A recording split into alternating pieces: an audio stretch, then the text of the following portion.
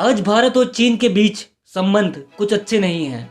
Border विवाद को लेकर दोनों में काफी मतभेद पैदा हो रहे हैं और चीन भारत की जमीन को हड़पने की कोशिश कर रहा है।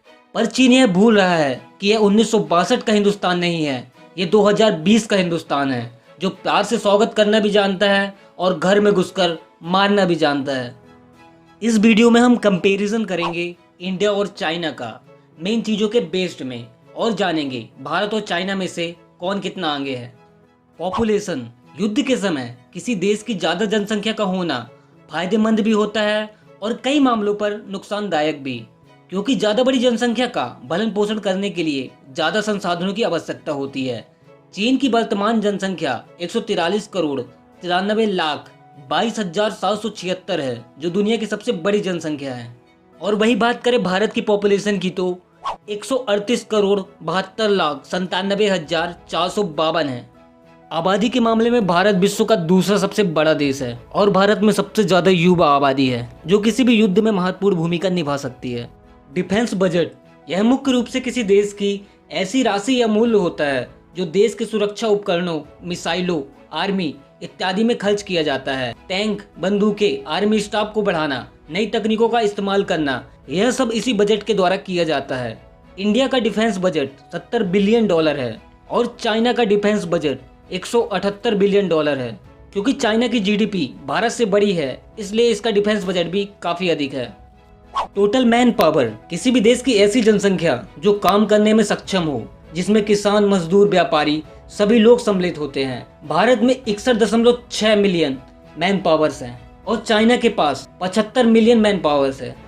टोटल एक्टिव आर्मी, युद्ध के समय आर्मी की संख्या अत्यधिक महत्वपूर्ण होती है, इसलिए सभी देश अपने सैनिकों की संख्या लगातार बढ़ाने की कोशिश कर रहे हैं, ताकि कभी यदि युद्ध की स्थिति पैदा हो तो उन्हें युद्ध जीतने में आसानी हो।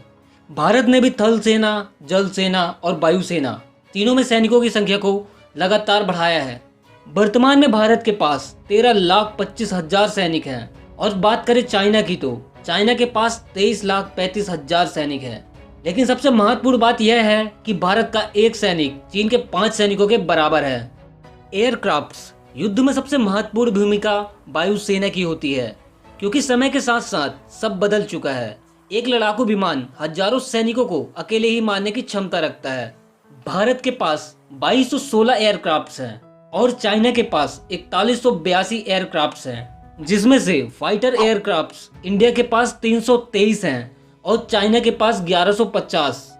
अटैक एयरक्राफ्ट की बात करें तो इंडिया के पास 220 हैं और चाइना के पास 270। सबसे महत्वपूर्ण होते हैं हेलीकॉप्टर्स। सैनिकों को एक स्थान से दूसरे स्थान तक ले जाना और हथियारों को ले जाने के लिए हेलीकॉप्टर्स की भारी मात्रा में आवश्यकता होती है। भारत के पास 725 हेलीकॉप्टर्स हैं और चाइना के पास 1170 हेलीकॉप्टर हैं। नेवी, भारत और चीन के बीच यदि युद्ध की स्थिति पैदा होती है, नेवी यानी नौसेना की भी बड़ी भूमिका होगी, क्योंकि चीन कई बार समुद्री सीमा से भारत में घुसने का प्रयास करता है और इंडियन नेवी के जवान चाइना को खदेड़कर बाहर भगा देते हैं। इंडियन नेवी के पास 2 एयरक्राफ्ट कैरियर्स हैं और चाइना के पास भी केवल 2 ही हैं। डिस्ट्रॉयर्स, इंडिया के पास 11 और चाइना के पास 36 हैं। और बात करें सबमरीन्स की तो इंडिया के पास 15 सबमरीन्स हैं और चाइना के पास 76। किलर वेपन्स, युद्ध का सबसे महत्वपूर्ण और खतरनाक वेपन्स होते हैं न्यूक्लियर वेपन्स। ये चारों ओर तबाही मचाने की क्षमता रखते हैं। भारत और चाइना दोनों ही न्यूक्लियर पावर है। एक न्यूक्लियर वेपन इतनी तबाही मचा सकता है जिसकी कल्पना करना भी काफी मुश्किल है। हिरोशिमा नागासाकी तो आप सभी लोगों को याद ही होगा, वहां के लोग आज ही विकलांग पैदा होते हैं केवल न्यूक्लियर अटैक के कारण। भारत के पास 150 न्यूक्लियर वेपन्स हैं और चाइना के पास 320। कुल मिलाकर दोनों देश काफी सक्षम हैं और कोई किसी से कमजोर नहीं है। हमें हमेशा यह उम्मीद करनी चाहिए कि कभी भी कोई आपसी युद्ध की स्थिति पैदा ही ना हो।